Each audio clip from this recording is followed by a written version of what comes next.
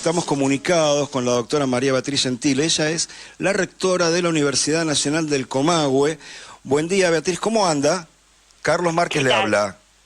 ¿Qué tal, Carlos? Buen día, un saludo para ustedes, para toda la radio y para toda su audiencia.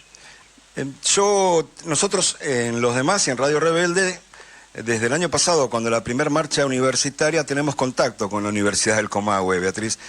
Resulta que se nos ocurrió, una semana antes, convocar, y tuvimos suerte, a la presidenta entonces de la Federación Universitaria de La Plata, la presidenta de la FUA, y nos fuimos a la otra punta y dijimos, vamos a llamar a la Universidad del Comahue, y conocimos a un muchacho estupendo que es Joaquín Berrut, con el que es realmente un placer cada tanto conversar. Pero el otro día me llegó material suyo, doctora, por redes, donde hace una referencia a las ciencias y a la economía y al Fondo Monetario, a la batalla cultural, que me pareció un hallazgo. Nosotros en este programa, desde hace un año y pico largo, buscamos quienes ayudan a pensar. Así que yo le voy a pedir, primero, si está de acuerdo, en que haga una reflexión sobre eso mismo, con el tiempo que necesita. Nosotros no interrumpimos, no polemizamos, nos interesa el mensaje de quien llamamos. ¿Vamos por ahí? ¿Empezamos por ahí, Beatriz? Bueno, cómo no. Sí, Joaquín es el presidente de la Federación Universitaria del Comahue, ha sido reelecto hace poco, así que ¿no? La verdad que sí es un cuadro importante de la militancia y del estudiantado de la Universidad Nacional del Comahue. Sí, en aquel momento fue una locución que tuvimos en la reunión del CIN, que se hizo el 3 y 4 de abril, y la verdad que un poco lo que, como reflexión, uno piensa en este ataque que hay tan fuerte al conocimiento científico, a la producción de conocimiento, a las universidades, y donde empiezan a reflotar ideas bárbaras, ¿no? En el sentido de barbarie, como, bueno, poner en duda si la Tierra es redonda, poner en duda hallazgos que, bueno, que todos sabemos que la ciencia, más allá de que la ciencia obviamente también tiene un grado de error importante, si no, no se podría, digamos, la investigación, la duda, el ensayo y el error forma parte, ¿no?, de la producción de conocimiento. Creo que hoy nosotros damos por sentado una serie de cuestiones que hace 5 siglos atrás quemaban a la gente en la hoguera, ¿no?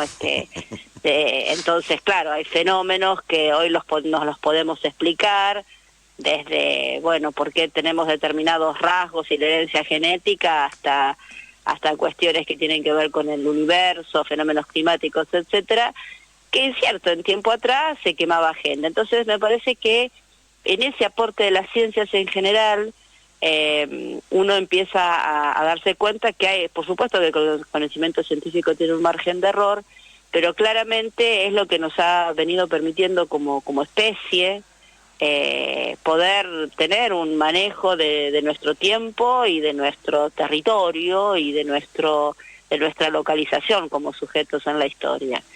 Y en general, yo digo ciencias en general, porque, bueno, hoy precisamente hay una descalificación y un ataque muy fuerte a todo lo que son las ciencias humanas, las ciencias sociales, o aquellos que, bueno, que tratamos, yo soy historiadora, así que tratamos de pensar el mundo y pensar los procesos con una mirada más amplia, con una mirada que no tenga que ver solo con lo emergente, solo con la coyuntura, y en ese sentido yo decía, bueno, por momentos generalmente se ataca un tipo de conocimiento, en parte por ignorancia, pero en parte también porque funciona como una amenaza, ¿no? Las ciencias sociales, las ciencias humanísticas tienen un peso importante en construir miradas críticas, miradas que ponen en duda lo dado, que buscan ir más allá de lo coyuntural. Y bueno, yo hacía una comparación que con el tiempo se ha convertido justamente a la ciencia económica o a la disciplina económica en una ciencia exacta cuando nunca lo fue. En realidad, desde la ciencia económica siempre fue una ciencia social, porque obviamente la economía forma parte también de lo que una sociedad acuerda toda la construcción del valor, de la mercancía, del precio, de los circuitos, son convenciones, es decir, son acuerdos que... y del mundo del trabajo, sí, ¿verdad? Claro, que son acuerdos que van de la mano de procesos productivos, de modelos de producción, de modelos de acumulación, de modelos de desarrollo, y por lo tanto están muy lejos de ser exactos, muy lejos de ser exactos, son variables, tienen enormes grados de error, y yo, bueno, ponía como ejemplo en aquel momento, decía que esto no lo digo yo, está en un trabajo que se ha realizado, que justamente tiene que ver con el CELA, que es el Centro de Estudios Económicos, y que justamente hablaba en el cambio de siglo, del siglo XX al XXI, o sea, la década del 90 al 2000 aproximadamente, hubo más de 300 crisis económicas fuertes. Ahora vamos a recuperar la llamada porque perdimos recién el audio con la rectora de la Universidad Nacional del Comahue, la doctora María Beatriz Gentile, que es historiadora y que venía desarrollando una ponencia bastante clara acerca de cómo se ha tratado de convertir a la ciencia económica en el mundo en una ciencia de infalible, exacta, que regule y vaya por encima del resto, ordenando la vida humana de una manera diferente. Está Dayana en este momento tratando de recuperar ahí la línea, vamos a ver si lo logra. El punto es que nosotros en los demás intentamos sistemáticamente ver cómo vamos encontrando en cada rincón de la patria, en principio, o fuera de la patria, personas que ayuden a pensar, que encuentren, que propongan señales, luces de llamado a otra manera de entender el presente y salir de un presente que no nos conforma. En definitiva, nosotros estamos sujetos hoy día a una discusión francamente, entre el odio, entre la crueldad, entre la injusticia, entre lo que no debe ser, en un mundo absolutamente complicado y en un país que está sufriendo por encima de la lógica que se requiere. Ya la tenemos de vuelta a la doctora Gentile. Beatriz, estábamos en un desarrollo, por favor. Sí, no sé cuándo se cortó, no me di cuenta. No, estaba haciendo el epílogo de la idea de que se había convertido a partir de determinadas cosas, de 300 crisis económicas, a la economía en una ciencia infalible llena de falibilidades. Más o menos creo que iba por ahí. Claro, sí, es eso, y uno piensa en eso no solo en este tiempo, o sea, en un tiempo más cercano a nuestro presente. Si uno mira el proceso histórico, uno encuentra, la otra vez comentábamos esto, ¿no? Y cuando uno da clases justamente pensamos en estas cosas con los estudiantes, decimos, bueno, las élites económicas latinoamericanas no pudieron leer o no quisieron leer la crisis del modelo exportador, ya que a finales de la Primera Guerra Mundial se hacía visible, ¿no? Estamos hablando de 1918, 1920, ya la caída de los precios de las materias exportables, tanto de Argentina, Brasil, Chile, México, Venezuela, era más que evidente. Sin embargo, se siguió apostando a un modelo exportador y bueno, vino la crisis de 1930 que terminó de poner en evidencia esto. Yo creo que hoy pasa algo similar. Creo que pasa algo similar, ¿no? Yo veo que, bueno, que el lenguaje económico, sin profundizarlo demasiado, ¿no? Todos hablamos de carry trade, hablamos del dólar, hablamos de la inflación, hablamos de que hay que apostar acá. Me parece que en eso el neoliberalismo ha logrado imponernos una idea de que, bueno, si nosotros tenemos la economía controlada, tenemos un buen vivir. Y no solo que no es cierto, sino que además de que la economía no esté controlada, eso no es sinónimo del bienestar de una comunidad, de una sociedad. Me parece que es necesario que empecemos a mirar otras cuestiones que hacen a la realización precisamente de una sociedad en un proceso histórico y sobre todo en su presente, ¿no? Un poco iba en esa idea en aquel momento la charla. Sí, de hecho algunos hace décadas que sugerimos, justamente a partir de la experiencia histórica del mundo y de la Argentina, que va siendo tiempo, debiera ser tiempo de empezar a pensar en problemas crónicos al revés.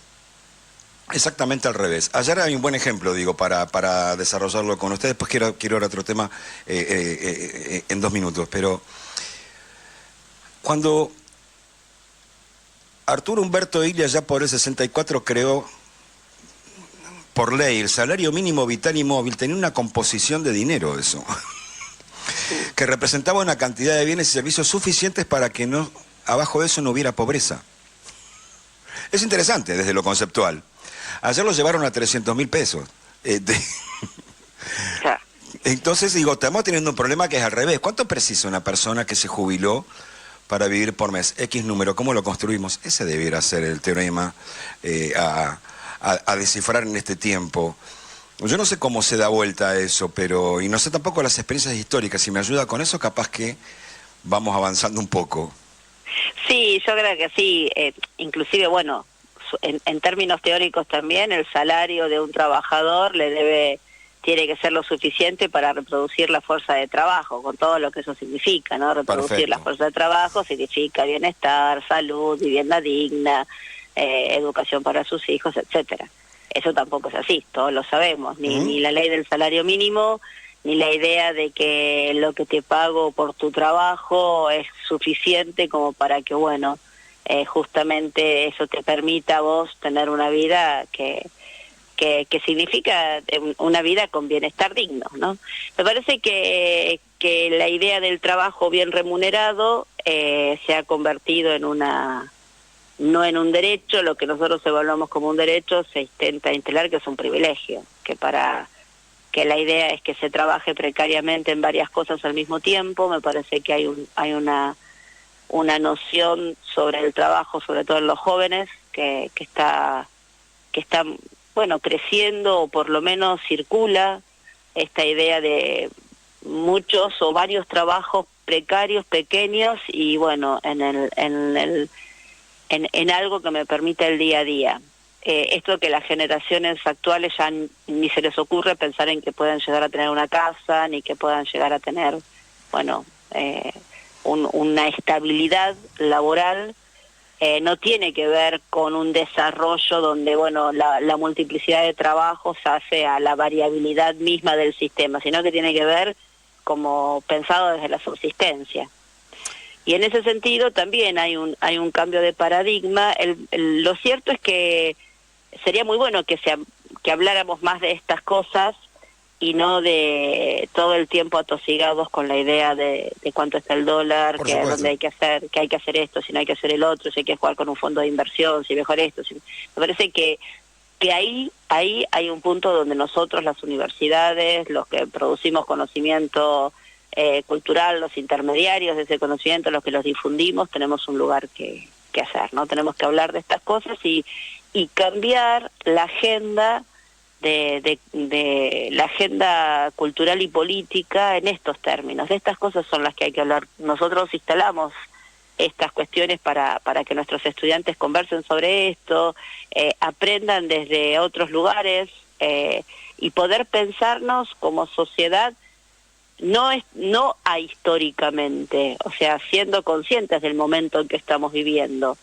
Pero bueno, siempre hay disrupciones, ¿no? Acaba de asumir un papa que nada más y nada menos elige como punto de referencia, bueno, un papa que escribe a finales del siglo XIX y pone en valor la idea del trabajo y la organización de los trabajadores. Es disruptivo, es disruptivo. Es disruptivo y es un tiempo también de escasez, de escasez de elaboración de ideas. Es lo que yo creo. Por todos lados encontramos voces, encontramos personas que están pensando y que están diciendo una alternativa a lo que se está viviendo acá. Y como moda, para mí es una moda que además distrae y pervierte. Digo, que nos pasemos un año de este gobierno con la gente que no le alcanza la plata, tratando de justificar un ajuste que la subsume cada vez en peores condiciones de vida a ellos, a sus amigos, a su familia, es casi una enfermedad, una patología social. Pero a mí me interesa preguntarle, justamente por el rol de rector de universidad, para los que escuchan, es una cosa fantástica. no hay, hay pocos trabajos donde alguien pueda tener una vinculación con tantas generaciones, tantos niveles de educación distintos adentro de su vida, como un rectorado de una universidad. Esto incluye desde las escalas, si se quiere, de trabajo más simples a las más complejas, a los investigadores, a la gente que está llena de sueños. Es una cosa, disculpe que estoy haciendo una explicación de su cargo, pero es esto. No, es interesantísimo, porque hay una cosmovisión que a veces no la tiene un gobernante. Es como francamente se le escala todo eso. ¿Por qué estamos tan permeables a ser una sociedad enfrentada a partir de lo peor del ser humano, Beatriz? Uy, bueno, pero esa pregunta es muy difícil. Es muy difícil poder responderla. Coincido en que nosotros tenemos así como un rango de la diversidad muy abierto en las universidades y nuestros diálogos son cruzados todo el tiempo por distintas realidades y perspectivas. A mí me parece que hay yo sí creo que las sociedades van construyendo una percepción de su tiempo presente, y en la Argentina me parece que eso es muy fuerte como el único tiempo posible. ¿Qué quiero decir con esto? Nosotros desde la transición democrática tengo la idea de que es una sociedad que viene viviendo el presente como si no tuviera anclaje, ¿no? Como si, bueno, empezamos de cero y esto es lo nuevo y lo de atrás, bueno, ya pasó, fue, y de alguna manera siempre estamos como surfeando la emergencia. Todo es emergente, todo es ahora al costo que sea. Y en ese sentido, uno casi diría que la sociedad argentina es como adolescente, ¿no? Como, bueno, como políticamente quiero decir, bueno, descarte todo lo viejo porque nada sirve, lo de atrás, y ahora esto es lo mejor que te puede pasar, es lo único, es lo que vale. En ese contexto hay una mirada que dificulta muchas veces, poner en tensión un presente que se presenta, que resulta o se muestra muy exitoso, y un pasado que tiene todo lo negativo. Nosotros, ahí está justamente, creo yo, el trabajo cultural, el trabajo en las universidades, el trabajo en las escuelas, el rol de la ciencia, el rol de todos nosotros que somos intermediarios de la cultura, digo yo. Bueno, ahí está la cuestión de que estas cosas se hablen, ni el éxito del presente y el fracaso de aquel pasado, ni, bueno, todo pasado fue mejor. Me parece que en esa tensión, lo que está viviendo hoy la Argentina es un poco el resultado de una serie de fracasos, pero que no son más fracasos que los que ha tenido otras sociedades. O sea, uno puede decir, bueno, hay un fracaso, la democracia, hay un fracaso de los partidos mayoritarios, le hace el peronismo o el radicalismo, o la propia izquierda en la Argentina, de haber logrado que los fracasos, habría que ver si los fracasos que vivió este país son tanto más importantes que los que han vivido otras sociedades. Lo que hay que trabajar en tal caso es cómo construye la sociedad argentina su presente político, ¿no? Me parece que ahí tenemos un problema. No sé si... Perdón, no sé a qué adjudicárselo, si a la el escaso tiempo democrático que ha tenido este país en el siglo XX, los rasgos de autoritarismo y censura que hemos vivido en términos culturales. No sé, eso tendríamos que pensarlo un poquito más. Sí, yo siempre he creído que no ha habido un solo gobierno, por lo menos del 83 acá, al que se le pueda plantear que ha fracasado en un 100%. Eso es una mirada personal, digo. Sí. Y mientras la sociedad, las personas no logremos decir, che, esto me parece que estuvo bien, aunque nunca votes ese partido, no pienses como ellos, lo que fuera, si no logramos empezar a tener esa generosidad para reconocerlo algo al otro, vamos a tener un problema, porque llegamos a este extremo. Yo empecé este programa de hoy con un audio de un periodista anhelo que dice barbaridades de la gente por su piel, por su color, insulta, se celebra que no exista ni nadie para poder decir cualquier cosa. Es más, lo expresa como que él fue educado en esa cultura. Yo dije, ahora le voy a comentar esto al final a la rectora de la universidad. Es un señor de 50 años, con un micrófono, con una radio potente como Radio Mitre, ¿no? Sí. Bueno. El tipo dijo barbaridades de Riquelme, quería pelearse con el presidente de Boca y lo trató de cosas que, por la mitad de esas cosas uno iba preso. Bueno, pero es lo que el clima de arriba hacia abajo, diría yo, ¿no? De las primeras figuras del gobierno habilitan a decir estas barbaridades y, bueno, en eso la Argentina todavía tiene deudas muy fuertes. Alemania pudo tener una ley donde justamente se penaliza aquel que haga un elogio de lo que fue el holocausto, el nazismo, etcétera, etcétera. Me parece que nosotros en eso estamos en deuda y yo sí creo realmente que habría que penar, que no es libertad de opinión el racismo. Yo siempre digo lo mismo, los derechos humanos no se plebiscitan, no es un problema de opinión, no se opina, así como la especie humana digo yo, ¿no? Humberto Eco decía, la especie humana llegó a algunos acuerdos que son tabú y que esos límites morales no se pueden cruzar. El canibalismo, por ejemplo, no es opinable. Sí, claro. No es opinable el incesto.